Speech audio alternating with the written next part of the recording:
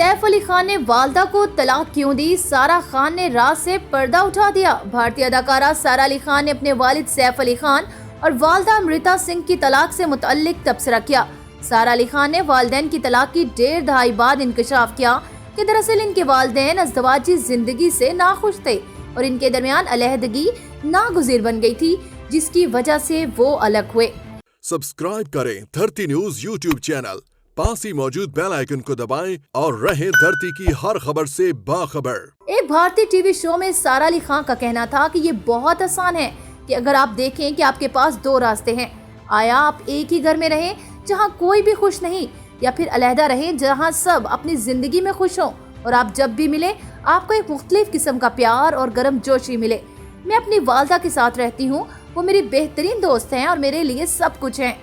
सारा ने मजीद कहा कि मेरे वालिद भी हैं जो हमेशा फोन पर दस्तयाब होते हैं, मैं जब चाहूँ उनसे मिल भी सकती हूँ। मैं नहीं समझती कि वो दोनों एक साथ खुश थे, लिहाजा मेरा ख्याल में इस वक्त अलहदा हो जाना ही बेहतरीन फैसला था। वाज़ेह रहे कि सारा अली खान छोटे खान की सबसे बड़ी साहबजादी हैं जो चंद साल से बॉलीवुड में काम कर रही हैं और अपना अलग मुकाम भी बना चुकी हैं। उन्होंने रणवीर सिंह और वरुण धवन जैसे अदाकारों के साथ काम भी किया है।